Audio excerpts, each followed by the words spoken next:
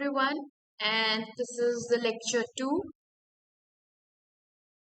And today we will be talking about the Harappan and Harappan art and architecture post Harappan, along with pre Mauryan and later Mauryans, or the post Mauryan art and architecture. So in the previous class, I have introduced about what is the basic idea of Hindu art and architecture, what is the philosophical thought, and what are the patterns we follow in Indian art and architecture, or Hindu art and architecture here. So, as we all know, the timeline has been divided as prehistory, proto-history, and then history. So, when we talk about the prehistoric period, it is more of rock art and the paintings on in the caves and how the lifestyles were. Since this class is not about the prehistoric period, so I will not be talking about much on that, but I'm directly coming to the proto-historic period. So as you all are new to, I believe that you all are new to this, or some of you have been knowing about what is the proto-historic period. In the Indian subcontinent, proto-historic period is that when we have the literary sources or something is written, but it cannot be interpreted, and there's a certain type of urbanism. So this is the concept of proto-history in the Indian subcontinent. So the example of the proto-historic period is the basic and the most majestic example, that is of the Indus Valley Civilization. So we all know that four civilizations were flourishing all over the world. That is the Egypt, the Mesopotamians, the Indus Valley, and the Chinese. I Indus Valley is one of the greatest civilization, and it is a long-lived civilization for a very long time. It has different phases, like it has the early Harappans, the mature Harappans, the later Harappans, and even the Harappan ideas were flowing till the starting of the 6th century BCE, that is the early historic period in ancient India. So today I will be talking about a bit of about the Indus Valley civilization. So the Indus Valley developed near the river Indus with its 5 tributaries, and hence it is called the Indus Valley. Due to the first site which was excavated and which was found was Harappa in Pakistan. It is sometimes also referred as Harappan Civilization. Since in the Indian context, in the present Indian context, when I say it is called the Indus Saraswati Civilization, because the tributaries were Saraswati and Krishnavati, one of them. The Indian people call it as the Sindhu Saraswati or Indus Saraswati civilization, but whereas the people on the other side sometimes call it the Indus Valley or the Harappan civilization, because the first site found to be is the Harappa.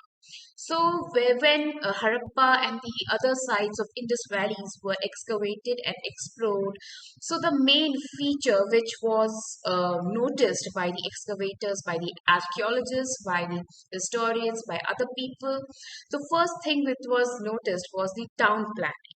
It was not haphazard, and the towns were planned in such a beautiful way that the streets used to meet at 90 degrees.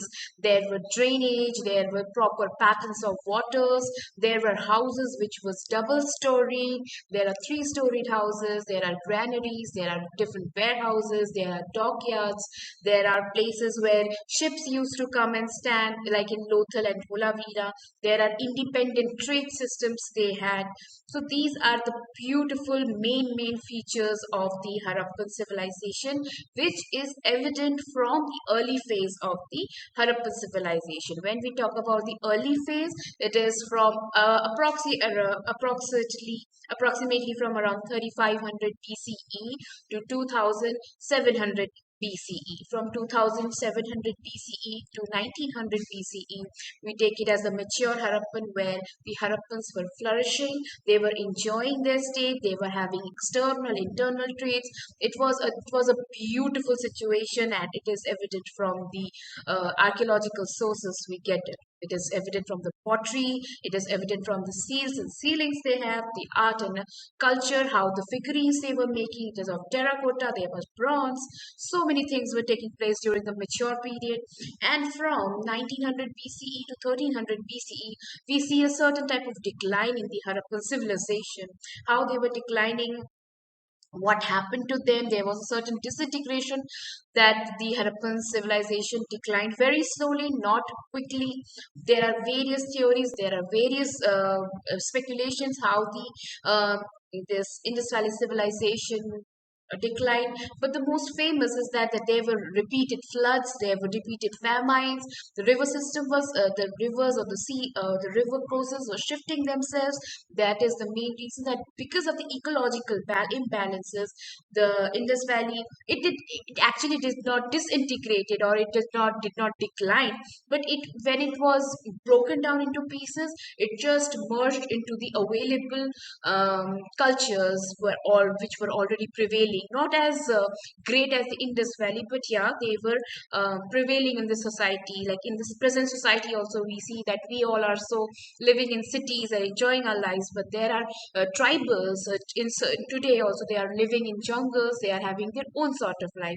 That is a similar example, that when Indus Valley was enjoying their status as a great civilization, there have been certain tribals, not tribals, but yeah, not that urban centers like the Indus Valley itself was. So the Indus Valley civilization has the five important states, or the five important cities, you can say, which were the great, and they were larger than life sites, and they have been extensively excavated, they have been extensively published, worked on, and still they have been worked on.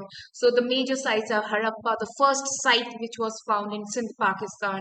Second is Mohenjo-daro, that is also in Pakistan. Third is Dholavira, which is in Kutch, Gujarat. The fourth is Ganveriwal, it is also in Gujarat. And fifth is Rakikari, that is in Haryana, India. So when we talk about the town planning, I just said that how the town planning was happening. The roads were made with burnt bricks. The roads used to meet at 90 degrees, that if you get into a city, you won't be lost. There will be a point that if you just go around, and you will be coming back to a certain point.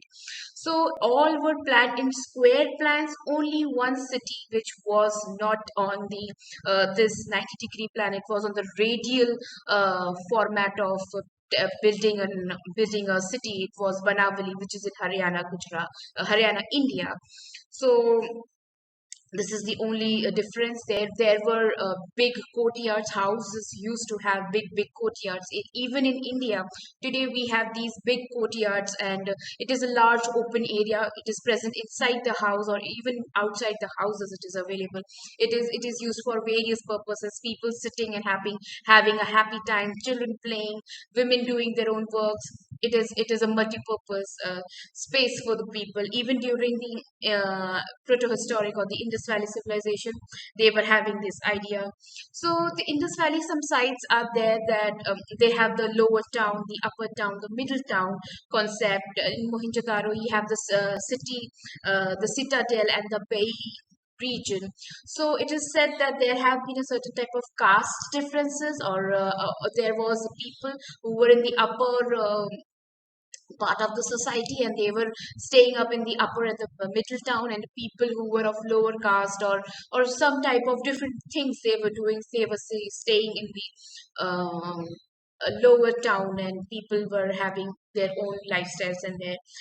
So there are the buildings were built with bricks, burnt bricks. They was extensively used even during the excavations. We find the bricks which are burnt bricks. The ratio of the bricks are 1:2:4. There are perfect bricks to build houses. These large bricks, they are beautifully made bricks are there, which shows us that how mature and how urban these cities were, and they had so much knowledge about architecture, how to build houses. They have built such big dams in Harappa, they have built these big stadiums, which is found in Mohenjo-daro. There are they have this water, they just have a swimming pool in Mohenjo-daro. It is said to be a swimming pool, but the Great Bath, it is called. It is said to be a swimming pool, but it does not seem to be a swimming pool. It must have been used for some other ritualistic or any other um, religious purposes, because it is said, it looks like it was very important or it was very sacred to the people. So this was about the town planning. So when we talk about the structure of the houses, so the Indus Valley people used standardized burnt mud bricks as building material for the houses. Most of the houses had private wells and bathrooms which were connected to a centralized system. Another is that we have the evidence of stairs from, just as I said, that the houses was double story, triple story. So from how do we get the reference? It is that we have the evidence of stairs, that there were small stairs which were taking up to the next floor and next floor. So it shows that the people were having this idea of having a multi-storied house or a multi-story building. So the doors were always opening to the side lanes. It never opened to the main road. Otherwise, there would be, in the present scenario, if you see if houses gates are opening to the main road, there would be a traffic, there would be congestion. That was the reason that there were by lanes where you can open the door and you can get out of your house. So the other thing which I was discussing about, the famous thing about, is the drainage system. The drainage pattern is believed to be the perfect pattern, and even in the in this period, in this such modern period, we do not have these beautiful drainage systems that they were having. So it is the first known toilets are found from Mohenjo-daro. We get the references of beautiful toilets they were having. They were having showers there, and they were people were having private owned bathrooms and toilets and everything. They were having these certain compartments to keep soaps and keep their things also. In the present day also, we have in bathrooms a bit different containers or a different place to keep our things. That is also found in Mohenjo-daro and the Harappa, the bigger cities I'm saying. Then there were smaller drains which were connecting to the main sewage system. The drains were covered, and the covers were kept loose for the purpose of cleaning. That means that the drains were cleaned, and they were regularly sanitization was so good that otherwise there will be any type of disease in the society. So to control that, the people were having proper cleaning and sanitization services in the society. So when we talk about the Indus Valley art and or the Harappan art, it is in many forms. You will see there are stone sculptures, there are jewelries, there are terracotta figurines, bronze casting was practiced there. We have the beautiful seals with their scripts, with mythical animals. Then we have the dancing girl, which is the famous from Mohenjo-daro. In the stones, this is a big stone sculpture of the priest king who wears a shawl with trefoil designs, and he wears a headband. So these are certain few famous examples. Then we have the beautiful mother goddess figurines from the all sides of the Indus Valley civilizations, and the beautiful mother goddess figurines. They had these elaborated headdresses. They were having jewelries of their layers of jewelries. They were wearing a certain type of dresses. Toy cards, terracotta toy cards are available. Terracotta small figurines are available, which shows that the kids had something to play, and which were made up of the terracotta was present. We have terracotta dices for people to play. We have terracotta small monkey figurines. We have bullock carts for the children to play. We have birds in the terracotta form, which are also a certain type of whistles. So this was the elaborate art which was following. So the material used was basically, it was stone, it was terracotta, and for jewelry it was precious as well as semi-precious stones. In the precious, we have gold jewelries, so very small earrings we get from Mohenjo-daro and Harappa and from the other places of Indus Valley civilization. We also get steatite beads, we get lapis lazuli. The lapis lazuli was taken from Central Asia, and other stones were also taken from Central Asia. There was a certain type of trade. When you see the sites of Egypt or sites of Mesopotamia, we get evidences of these this carnelian beads, etched beads, which was that is a trademark of the Indus Valley, and that is found in Mesopotamia and Egypt, so which shows that there was an interaction between the people and the society. Even we have in the Mesopotamian what do you call Mesopotamian sculptures or Mesopotamian terracotta plaques. They have shown tablets have shown that there was a trade between the Indus people, the Meluha, the it was the Meluha which was called by the Mesopotamians, that they have a trading with them, and there was an interpreter between them, that so that they can interpret each other's language. So this shows a certain type of developed form of a society, that they were trading so greatly, and they were having they have developed themselves so good. So when you see after such a great period of time, for such a long, they had this trademark and they were enjoying everything. But since everything goes to a mature phase, there has to be a decline phase. Slowly, this Harappan civilization or the Indus Valley civilization declined because of the various theories which has been put up by the archaeologists and the scholars. The major remains the ecological balances. Since the ecological balances were there, the trade was declining. So no money, no revenue. That was the reason. Uh, Again, the river courses were shifting. There, either somewhere in the places there was too much flooding, and somewhere it was famine. So due to such uncertainties, the Indus Valley was slowly declining.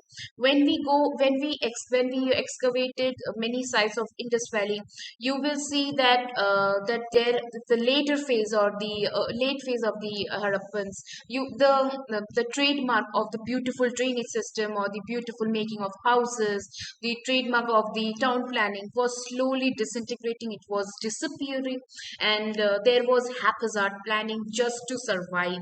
So these were few of the examples. So when these people were disintegrating or the Harappans were disintegrating, so they were moving out of these places and they were settling down, or they was just getting into the available cultures which are already prevailing in the society. Like we have the Ahar culture in Udaipur, Rajasthan. We have the Malwa Kaitha culture. We have the Chorve culture. This is all in India. Then in Haryana, in the Haryana region of India, there was Bara culture was prevailing. In the near Harappa and Mohenjo-daro, it was Jhukar and Jhangar culture. Symmetry edge culture was prevailing. Rang Mahal culture, Rangpur culture was there.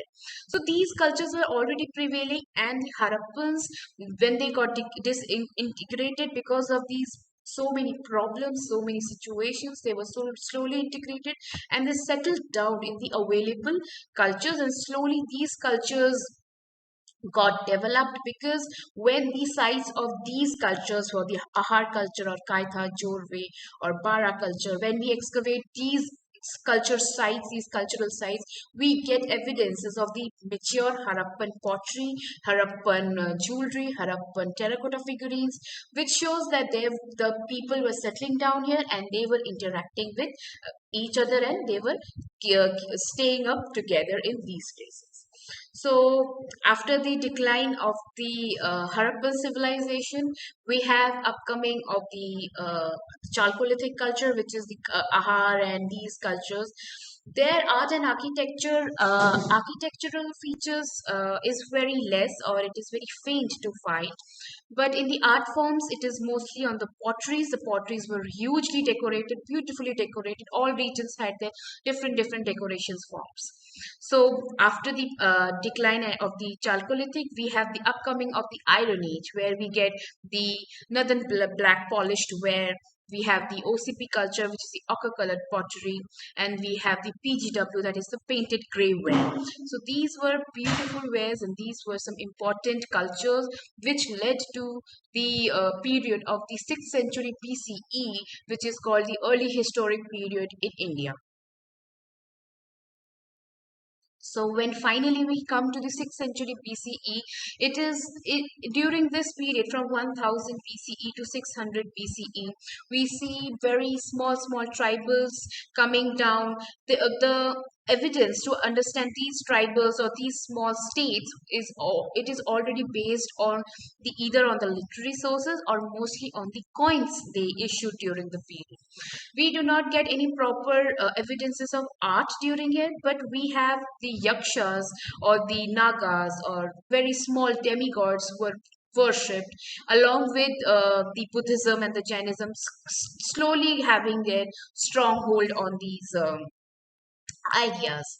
So the 6th century BCE marks the stronghold of North India, and the power was prevailing in Magad. We have the upcoming of the Nanda dynasty, the Haranyaka dynasty, but the the peak it was reached during the 3rd century BCE, where we have the great emperor, the first emperor of India, that is the Chandragupta Maurya, with the help of Chanakya, who's the writer of Kautilya, the writer of Arthashastra. With his help, he became the first emperor of India. I'm not saying the king, but the first emperor of India, because he was ruling on a very large domain, territorial domain he had control over. So when we talk about the pre-Mauryan architecture or pre-Mauryan art, it is mostly when you talk about it is mostly about small or large pictures or large images and sculptures of yakshas are found from Mathura and other regions. But the what do you call it, the pre-Mauryan art is very uncertain. No proper example or proper evidence, archaeological evidence is not provided to us. But we see that in this during this period, Buddhism and Jainism was slowly having their getting their strongholds, and it was coming up because it was a rebel against the Brahman traditions, and the Shramans, that is the Buddhists and the Jains and the Ajivikas, were taking into control, because everyone in the society couldn't take up the Vedic rites and rituals because it was expensive, and there was the following of the caste system. That is the reason that Buddhism and Jainism and Ajivikas had such a great power under them. Was the which was what you can say it as an individual influence, which was not the it was folk art. So when we talk about the court art is the art which was directly patronized by the emperor or the king or the ruling community. So it was directly patronized. So when we talk about the modern, the sculptures were made. We have coins, the direct patronage of the kings. Then the architecture, there were buildings of caves were built during this period. We have so many examples of Barabar in Bihar, Lomas Rishi caves. These were all donative caves made for the Ajivika sects, or for sometimes for Jains, for Buddhists, Chaityas and Viharas were made by them. Then we have sculptures here. The sculptures, we have the Mauryan capital, which is said to be, it has been borrowed from Persepolis because of the features. It has a Persepolitan bell, it has a shaft, it has an abacus. The abacus is then, it is seated by a certain animal. It is mostly a lion, a bull, an elephant, and these are the main what do you call the main animals which were used during this period. So this was the court art. When we talk about the folk art was a personal art, you can say. It was not under the kingship, or it was not patronized by the king or the ruling party. It was very personal. Like if I built if I make a small terracotta figurine or a small terracotta figure of some god or goddess, that is my personal. It is not patronized by the kings himself. We get the Mauryan pillars. I just said that they had the parts of a shaft of the pillar, and they had During the Mauryan period, we get the development of stupas. It is said that Ashoka built around 84,000 stupas after he got enlightened, or after the Kalinga War. So the stupas were built in India, and in the later periods, we see that the stupas were highly decorated with gates and with boundaries and everything, which happens in the later period after the Mauryan. But during the Mauryan period, we see that these stupas were built, and they were not as decorated in the later period. When I'm talking about later period, it is the Shunga Kushan period. During this time, the stupas were built. They were not very decorative, but somewhat it was okay, not much decorative. So when we talk about the Mauryan sculpture, so the Mauryan sculpture, so the main material used was Chunar sandstone, which is easily available in the Bihar region and its adjoining regions even today. And the Mauryan sculptures are said to be the beautiful sculptures. The most famous sculpture is of that of Didarganj Yakshini, which is in the PPT. You can see it with the Mauryan sculpture idea. I have put a picture of the Didarganj Yakshini. So these are some of the beautiful examples of the Mauryan sculpture. So after the Mauryans, we see that there was certain decline in the art and architecture. The Shungas, after the Mauryan, of the last Mauryan king being Brihadratha, he was killed by his own chief Pushyamitra Shunga, and Pushyamitra Shunga started the Shunga dynasty. And during the Shunga period, we see these beautiful terracotta plaques in which the female figurines were highly decorated, but it was all in the 2D form, in small circular plaques. We see that there are certain goddesses who are flanked by other deities. There are offerings made to them, and they are wearing these. They are beautifully adorned with jewelries and armlets, and then she's wearing these anklets and headdresses, elaborate headdresses. So these are certain examples which we get from the Shunga Kanva period of ancient India. So, after the decline of the Mauryan dynasty or the Mauryan period, we also see the development of three major schools of art forms, that is Gandhara, Gandhara, Mathura, and Amaravati. So, Gandhara Gandhara, was in the northwestern region, Mathura in Uttar Pradesh, India, and Amravati was on the a little bit of the southern side, that is Nagarjunikonda, Andhra Pradesh side. These three forms were slowly developing, and these features are shown in the images of Buddha. So I have provided with you a chart of about the school of arts and who were patronizing them, and what was the patronage, which king was patronizing, what are the basic features, and how do you identify these features are given to this PPT with a chart. So I will give you a brief example about what is exactly. So Gandhara, Gandhara, it has Hellenistic or Hellenism influence was there. So there was Greek influence in the what do you call the sculptures of Buddha, or the normal sculptures of Bodhisattvas. So they mainly had Buddhist images made during this period. So the Mathura, it was an indigenous form, and the main stone or the main material on which the images were made was red spotted stone, and which in the museums also, the Mathura museum also, we find examples of Buddha only. And it was the Mathura school made Jain images also, Hindu images also, and Buddhist images also. So Mathura school of art was highly patronized by the Kushana kings, and Gandhara, school of art was patronized somewhere by the Mauryans, and a bit by the Kushanas or the pre-Kushanas, you can say the Kanvas, but not exactly by the Kushanas. Then Amravati School of Art was also an indigenous school of art, and the main material used for their sculptures was white marble, and they were only making Buddhist images, and it was prevalent in the Deccan region or the Andhra Pradesh region, you can say, of India, and the main patronage was provided by the Satvahana kings, who are said to be parallel or contemporary of these Shunga, Kanvaha, and the Kushan. These people were ruling in the northern region or the northern belt of India, and the Satavahanas were dealing in the Deccan region and the Godavari Delta. They had this strongest rule upon them. So this was about the Indus Valley Civilization.